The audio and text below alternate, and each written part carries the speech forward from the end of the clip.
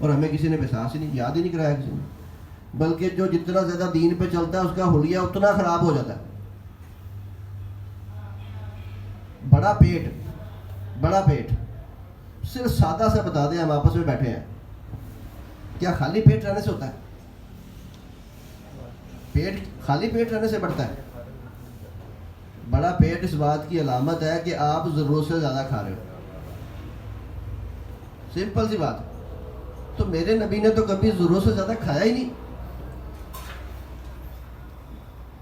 تو ہم بات کرتے ہیں داڑھی رکھ کے ممبر پہ بیٹھ جائیں اور پیٹ ہمارا بے تحاشا باہر نکلا ہو تو صرف ایک سنت رکھ لی اور سمجھا کہ ہم پاس ہو جائیں گے. آپ کا جسم بتا رہا ہے کہ آپ نبی کے طریقے پہ نہیں چل رہے. داڑھی کی کیا بات ہوئی؟ دستار رکھ لی، سنت کو نبی کے طریقے کو چھوڑ دیا تو یہ تو کوئی بات نہیں. حلیے سے کیا ہوگا؟ اگر آپ نے کردار نہیں اپنایا، اگر آپ نے نبی کریم صلی اللہ علیہ وسلم کا کردار نہیں اپنایا تو خالی داڑھی سے آپ کو کچھ نہیں ہونا. حلیہ آپ ذرا غور کریں نا، نبی کریم کے دور میں جو ان کے چچا تھے یا جو ان کے مخالف تھے وہ بھی اسی حلیے کے تھے، کیونکہ عرب میں سارے اسی حلیے کے ہوتے تھے. تو خالی حلیے سے ان کی بخشش ہو جائے گی؟ حلیے سے بخشش نہیں ہوگی. بخشش تب ہوگی جب وہ نبی کریم صلی اللہ علیہ وسلم کو مان کر ان کی اتباع میں ان کے طریقے پر چلیں گے. تو ہم زیادہ مال کھا لیں، لوگوں کا مال کھا رہے ہیں بے تحاشا، ہم نے کبھی اپنی جان پہ مشقت میں نہیں ڈالی اور ہم کہتے ہیں کہ ہم پاس ہو جائیں گے. قرآن کی بڑی واضح آیات ہے. کیا تم لوگ یہ گمان کرتے ہو کہ تم یوں ہی چھوڑ دیے جاؤ گے جبکہ اللہ نے تمہیں آزمایا ہی نہیں؟ بغیر آزمائش کے نہیں چھوٹنا. آزمائش کیا ہے؟ اللہ نے آپ کو ایک خاص ماحول میں پیدا کیا ہے. اس ماحول میں نہ صرف آپ نے اپنی اصلاح کرنی ہے بلکہ آپ نے گرد و نواح کے لوگوں کی بھی فکر کرنی ہے. آپ نے ان کو بھی آسانیاں پرووائڈ کرنی ہے. یہ آپ کی آزمائش ہے.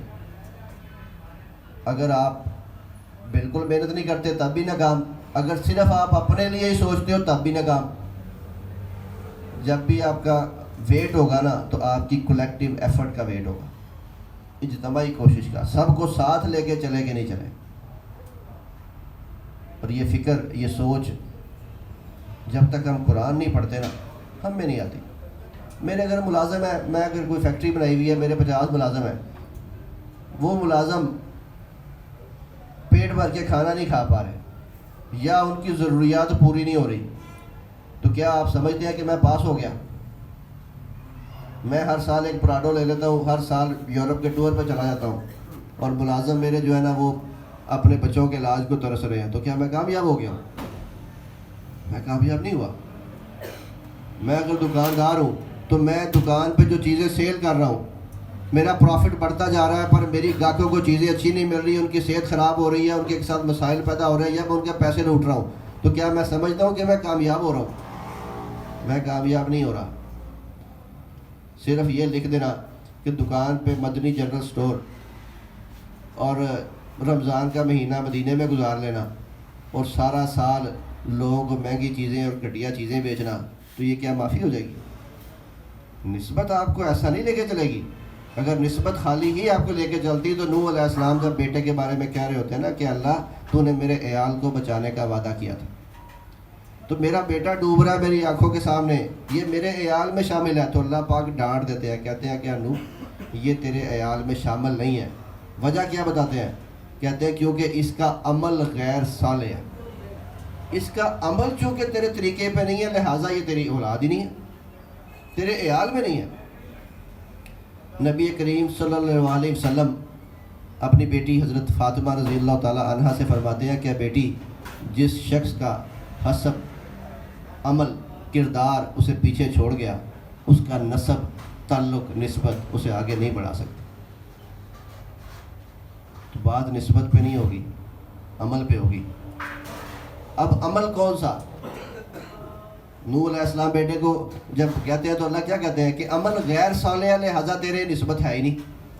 تو صالح اعمال کون سے ہوتے ہیں؟ اگر ہم یہ جاننا چاہتے ہیں کہ صالح اعمال تاکہ ہمیں بھی اللہ کے ہاں قبولیت کا شرف حاصل ہو جائے، ہم جنت میں واپس پلٹ سکیں عزت کے ساتھ، تو پھر صالح اعمال کہاں سے وہ طریقہ ملے گا؟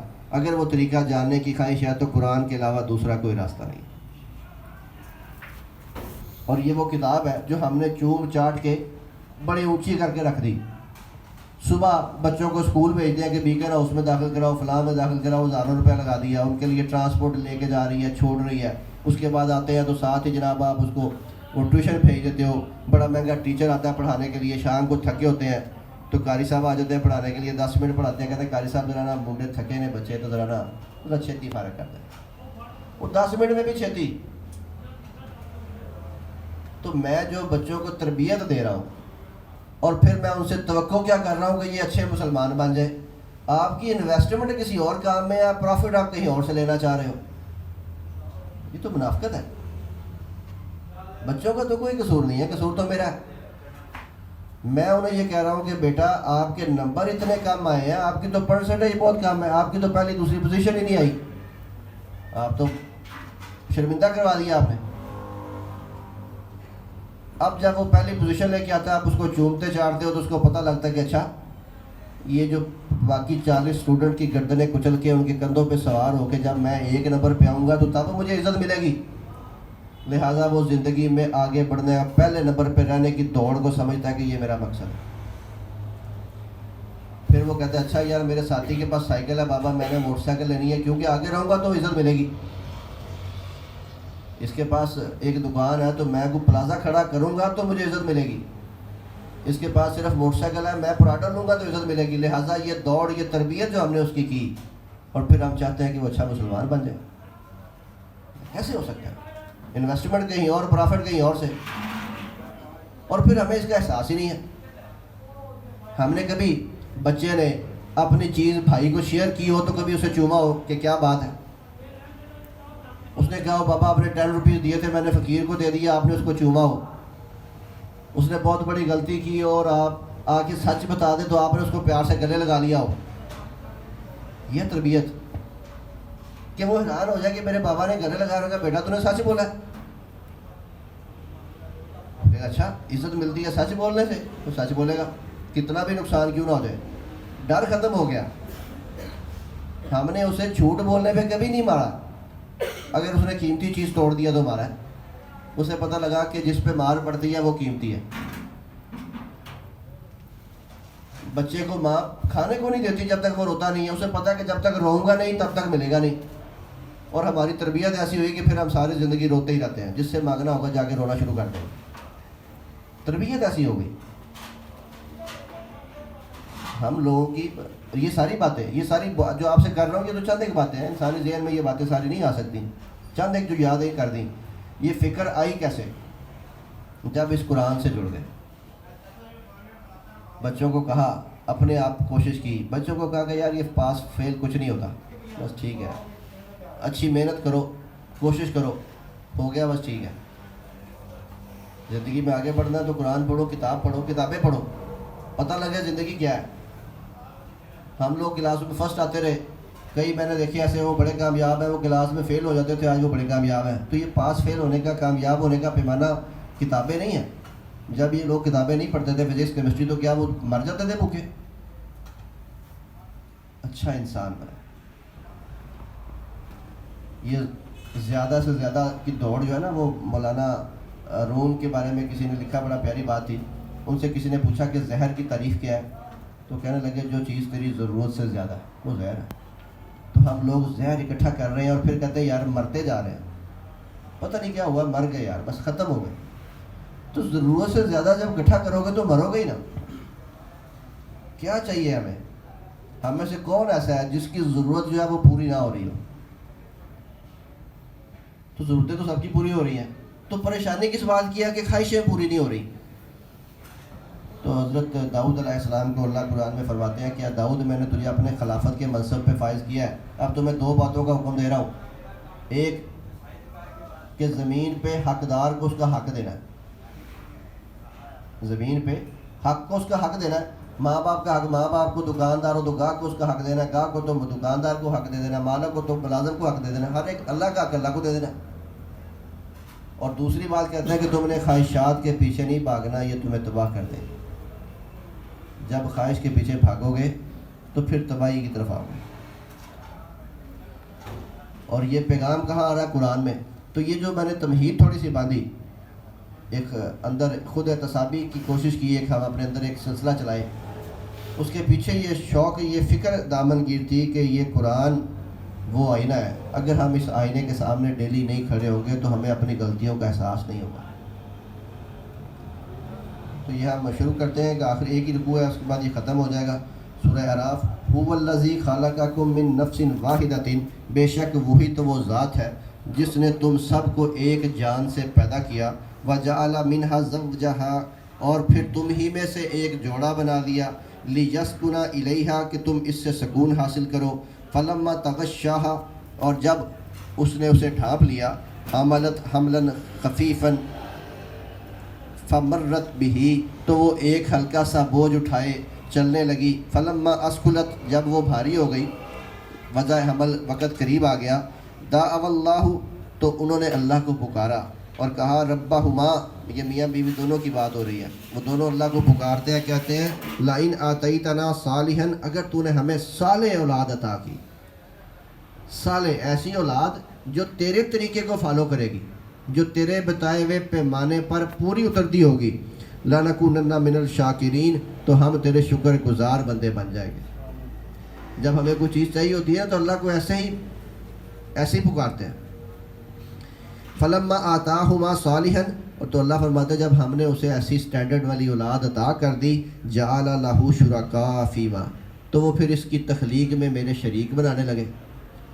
وہ کہنے لگے کہ وہ فلاں ڈاکٹر کے بول گیا سی، وہ بڑا کامیاب ہے، ایسی دوائی دیتی کہ انج ہو گیا، میں نے فلاں کام کیا تو یہ ہو گیا. پھر وہ بات ذہن میں رہتی نہیں کہ جس کو پکارا کرتے تھے یہ اس نے سارے اسباب مہیا کر دی. آتاہما فتعالی اللہ عما یشرکون، یہ جن باتوں میں تم اللہ کے شریک بنا رہے ہو نا، اللہ ان سے بڑا بالا تر ہے. ایشرکون، کیا تم ان لوگوں کو شریک بنا رہے ہو ما لا یخلق شیئا، جو کوئی بھی شے پیدا نہیں کر سکتے. کیا کوئی انسان کوئی چیز پیدا کر سکتا ہے؟ وَهُمْ يُخْلَقُونَ، بلکہ یہ تو خود تخلیق کیے گئے ہیں. جو چیز اللہ نے تخلیق کی ہے وہ آگے سے خود کوئی تخلیق نہیں کر سکتی. وَلَا يَسْتَطِيعُونَ لَهُمْ نَصْرًا وَلَا أَنفُسَهُمْ يَنْصُرُونَ، یہ نہ تو ان کی مدد پر قادر ہے بلکہ یہ تو اپنی مدد بھی خود نہیں کر سکتے.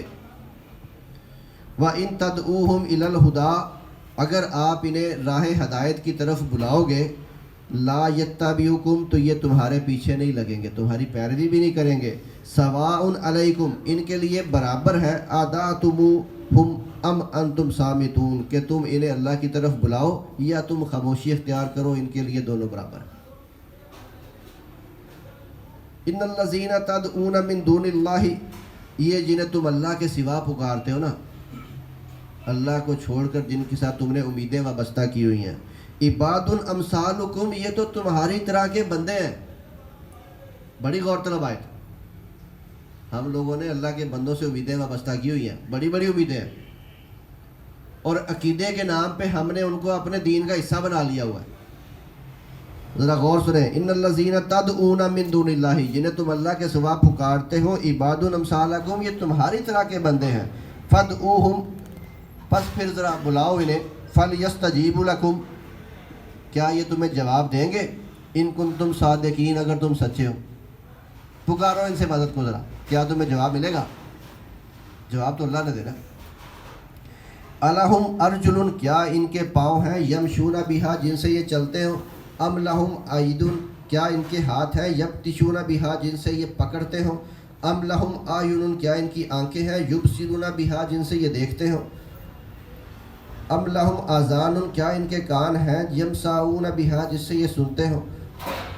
قل ادعوا شرکاءکم، اے نبی ان سے کہو کہ تم نے یہ جو اللہ کے شریک بنا لیے نا، سب کو بلا لو. کم ثم کیدون، پھر تم سب مل کر جو تدبیر کر سکتے ہو نا وہ کر لو. فلا تنظرون، مجھے ذرا بھی مہلت نہ دیں. اللہ کے بندے کا ذرا بھروسے کا لیول دیکھیں، اللہ پہ یقین کا لیول چیک کریں. اکیلا بندہ اگر یقین اللہ پہ ہے تو دنیاوی جتنے بھی جاہ و جلال کے حامل ہو جائے نا، تو وہ انسانوں کو کہہ رہا ہے کہ اے نبی ان سے کہو کہ تم سب اکٹھے ہو کے جو تدبیر کر سکتے ہو کر لو، مجھے ذرا بھی مہلت نہ دینا۔ انا ولی اللہ، میرا دوست تو میرا اللہ ہے، الذی نزل الکتاب، وہ دوست جس نے یہ راستہ بھی مجھے دکھا دیا، یہ کتاب بھی اتار دی، وَهُوَ يَتَوَلَّى الصَّالِحِينَ، وہ صالحین کی حمایت کرتا ہے، وہ صالحین کو تنہا نہیں چھوڑتا۔ کس کو؟ صالحین کو، جس کا کردار قرآن پہ کھڑا ہو۔ کتنا بڑا بھروسہ، اگر آپ قرآن پہ کھڑے ہو جائیں تو اللہ آپ کے ساتھ کھڑا ہو جاتا ہے۔ آپ کو پتہ لگتا ہے کہ میرا اللہ جہاں پہ ضرورت پڑتی ہے آپ کو سمجھ آ جاتا ہے یار اللہ تو میرے ساتھ ہے، مجھے کسی نے کیا نقصان پہنچانا ہے۔ آج یہ جو پریشانی ہے کیا وجہ ہے؟ آج یہ جو ہم جھوٹے تعلق بنا رہے ہیں، سیاست میں عہدہ حاصل کرنا چاہتے ہیں، پیسے جوڑنا چاہتے ہیں، کوئی طاقت حاصل کرنا چاہتے ہیں، وجہ کیا ہے؟ کہ ہم چاہتے ہیں کہ ذرا آسانی ہو جائے گی، تو آسانیاں تو پھر اللہ کے ساتھ کھڑے ہونے سے ہوگی۔ والذین تدعون من دونہ، وہ لوگ جنہیں تم اللہ کے سوا پکارتے ہو نا، لا یستطیعون نصرکم ولا انفسہم ینصرون، وہ تمہاری یا اپنی مدد نہیں کر سکتے، ان میں یہ استطاعت ہی نہیں ہے۔ وَإِن تَدْعُوهُمْ إِلَى الْهُدَىٰ، اور اگر تم انہیں ہدایت کی طرف بلاؤ بھی، لا يسمعوا، تو وہ تمہاری بات کی طرف دھیان ہی نہیں دیتے، کیونکہ ان کی توجہ راہ ہدایت کی طرف نہیں ہے، ان کا مقصد راہ ہدایت نہیں ہے، ان کا مقصد تو دنیا میں مرتبہ حاصل کرنا ہے، دنیا میں مقام، دولت، پیسہ، عزت بنانی ہے، لہٰذا وہ اللہ کی بات کیسے سنیں گے۔ وَتَرَاهُمْ، اور تم انہیں دیکھو گے، يَنْظُرُونَ إِلَيْكَ، کہ وہ تمہاری طرف دیکھ تو رہے ہیں، وَهُمْ لَا يُبْصِرُونَ، لیکن وہ کچھ سمجھ نہیں پا رہے ہوتے، ایسی عقل مار دی گئی ہوتی ہے۔ خُذِ الْعَفْوَ، درگزر کرو ان سے، وَمُرْ بِالْمَعْرُوفِ بِالْعُرْفِ، اور نیک کاموں کی ہدایت دو، وَأَعْرِضْ عَنِ الْجَاهِلِينَ، اور جو جاہل لوگ ہیں، نا سمجھ لوگ ہیں، ان کو نظر انداز کرو، الجھو نہ ان سے۔ وَإِمَّا يَنزَغَنَّكَ مِنَ الشَّيْطَانِ نَزْغٌ، اور اگر کوئی شیطان تمہیں کسی وسوسے سے اکسانے کی کوشش کرے، تمہارے دل میں کوئی خیال ڈالے کہ یار یہ جو بھائی میرا ہے نا، یہ دوست جو میرا ہے، یہ آج کل مجھے دیکھ کے نا تو بڑے عجیب طریقے سے مسکراتا ہے، اب شیطان نے وسوسہ ڈال دیا، یا یار یہ میری خوشی سے خوش نہیں ہے، یہ وسوسہ ڈال دیا، یہ مجھ سے حسد کر رہا ہے، یا اس نے مجھ پہ تبیز کر دی ہے، یا جب بھی میں گزرتا ہوں اس کے سامنے سے تو مجھے کچھ ہو جاتا ہے، نظر لگ جاتی ہے، یہ وسوسے ہے جو شیطان ڈال رہا ہے، کیونکہ وہ چاہتا ہے کہ دو بھائیوں میں بدگمانی پیدا ہو جائے۔ تو جب کوئی شیطان ایسا وسوسہ ڈالے، فاستعذ باللہ، تو اللہ کی پناہ مانگ لیا کرو، انہ سمیع، کیونکہ وہ سننے والا بھی ہے، علیم، سب کچھ دیکھنے والا بھی ہے۔ تو مدد تو اس کی مانگو نا جو سب کچھ دیکھ رہا ہے، جسے پتہ ہی نہیں، جسے تمہیں بتانا پڑے، وہ کیا مدد کرے گا۔ ان الذین اتقوا، اور وہ لوگ جو پرہیزگار ہوتے ہیں نا، اذا مسہم الطائف من الشیطان، جب کوئی شیطان کی طرف سے برا خیال ان کے ساتھ ٹکراتا ہے نا، تذکروا، تو وہ فوراً نصیحت پکڑتے ہیں، وہ اپنے اندر جو اینٹی وائرس انسٹال کیا ہوتا ہے نا اس کو ذرا ہلاتے ہیں، ریفریش کرتے ہیں، فَإِذَا هُمْ مُبْصِرُونَ، تو وہ فوراً الرٹ ہو جاتے ہیں۔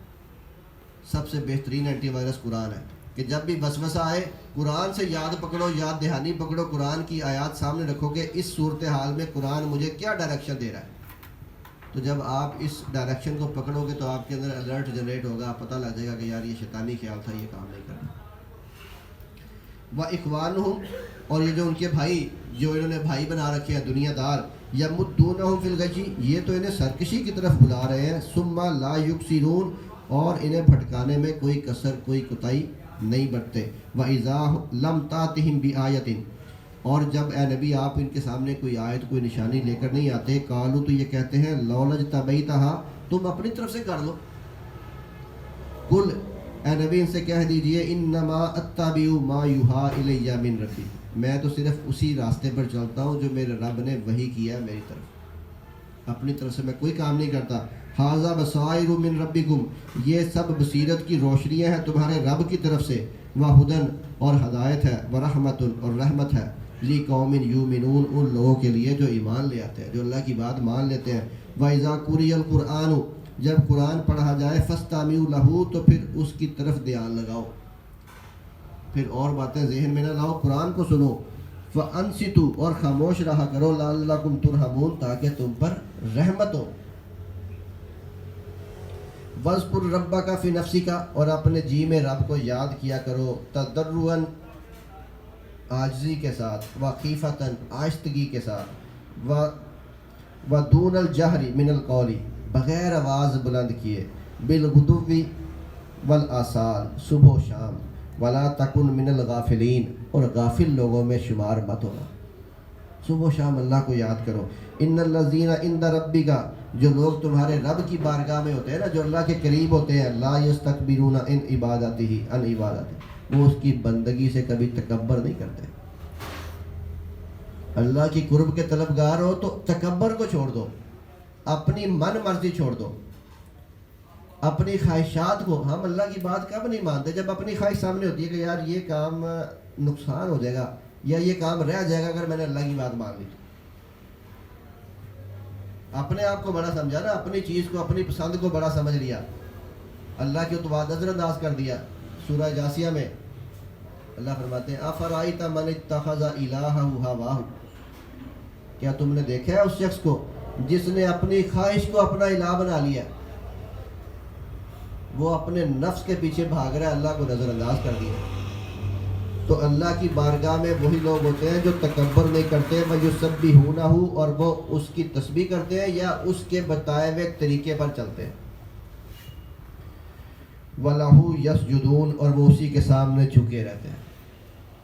اللہ کی بندگی کرنی ہے تو اس کے بتائے ہوئے راستے پر چلنا ہے، اسی کے سامنے جھکنا ہے، تکبر نہیں کرنا، تو پھر اللہ کی بندگی، اس کی بارگاہ، اس کا قرب آپ کو مل جائے گا۔ یہاں پہ ہماری سورہ اعراف ختم ہو گیا۔ اللہ تعالی ہم سب کو قرآن پڑھنے، سمجھنے اور اس پر عمل کرنے کی توفیق عطا فرمائے۔